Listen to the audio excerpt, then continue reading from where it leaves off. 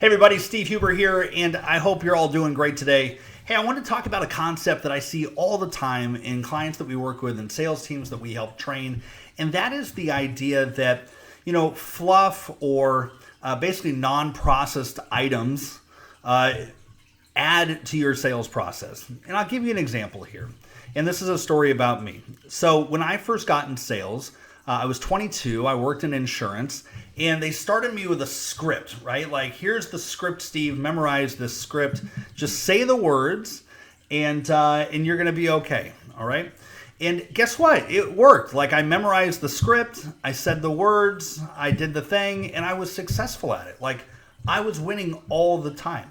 In fact, I was winning so much, I got busy. Like, my schedule started getting really packed with appointment after appointment after appointment after appointment. And as happens so often, I started to run late. Like, I was so busy, I started running late to appointments. And I started showing up a little bit late, and all of a sudden people started buying. Like, I showed up late to a house and the guy still bought. And I showed up late to another one and they still bought. And so I had this idea in my head that if I just show up late to all of my appointments, clearly that's the reason for my success. It had nothing to do with my script or anything I was saying. And so I started showing up late to my appointments. And then, instead of doing the close the way that the script said, I had somebody, like a client that had called me one time right after I dropped the price. And I was like, oh, sorry, folks, you mind if I take this call real quick? It's another client of mine. I stepped out, took the phone call, came back in, and they still bought. And so I had it in my head, well, gosh, if I just show up late and I take a phone call or pretend to take a phone call after they give the price, I'm going to be such a great, wonderful salesperson because everybody likes that. It shows I'm so busy and the world likes me, right? And then, same kind of thing. I had a client that wanted a cancel, right? In the insurance world, it's very common. They wanted to cancel their project. I was so busy, I couldn't get back to it for a day or two. And by the time I got back to him, he said, you know what? I changed my mind. So then I was like, oh, shoot, all I have to do is not respond to people for a day or two, and they'll just change their mind. So if I show up late, take phone calls during my presentation, and don't answer emails, that will be the pathway to success for me. And you can start seeing where this is going, right? Those are all terrible ideas.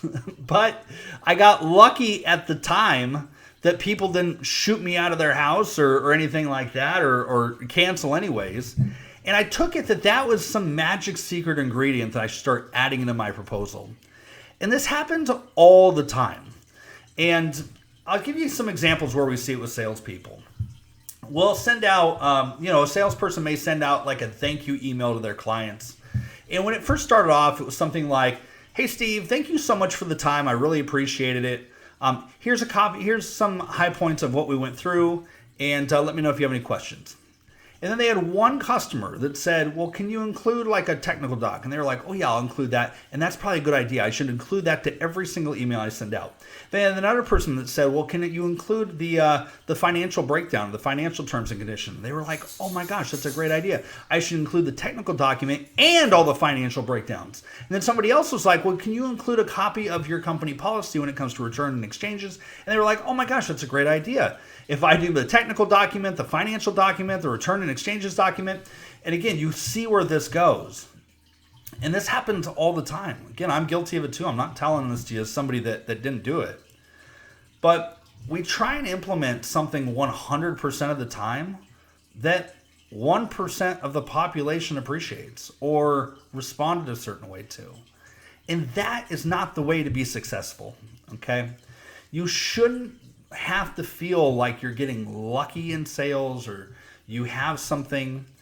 Great confidence comes from your great system. And if you're so confident, if I can go back and reach myself through the computer right now and say, hey, Steve, if you're so confident that showing up late is the pathway to success, like all the lame sales people show up on time and only the great ones show up late, then why don't you write that down in your process and start teaching it to people? And the answer was I wasn't confident in it. Like, I knew it probably wasn't the right thing. Or why don't you go ahead and start teaching people about your 500-page email that nobody reads? You probably know it's not the right thing, right? And eventually over time, those cards come crashing down and you crash and burn hard. And you're like, I don't understand what's happening. I showed up late. I took a phone call. I took 2 days to get back to them. Don't these people know I'm so busy? And the answer is you rubbed them the wrong way the whole time. Like you stopped what was working and tried something whole new. Like you completely cannibalized yourself. Or again, these people, they're just not responding back to my emails. Didn't I give them everything that they could ever want on that email? Yeah, like you stopped what was working, which was you. Like you changed you. And instead of relying on your process to be successful, you started relying on your luck and your feelings and things like that. And that's not a good system to be in, okay? So if that sounds like you, if you're like, oh man, things are not, April didn't go the way that I wanted it to, and I don't know what's going on, and I feel lost, I keep giving people everything that they want, or I keep doing things that were always working in the past, get with somebody.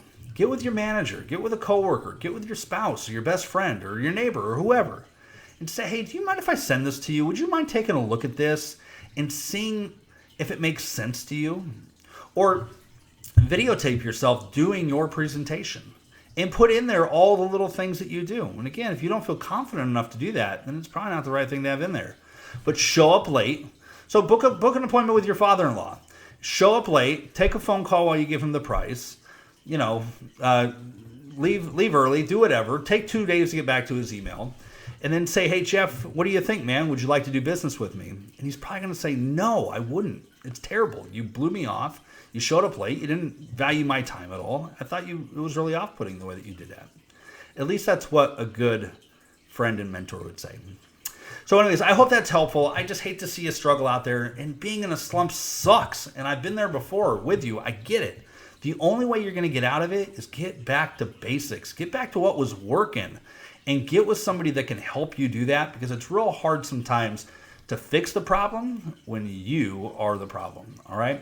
Hope that helps out. Like and subscribe if you like this kind of stuff. Let me know in the comments. I love feedback. I love talking to sales folks. And I hope y'all are out there selling a bunch and kicking butt.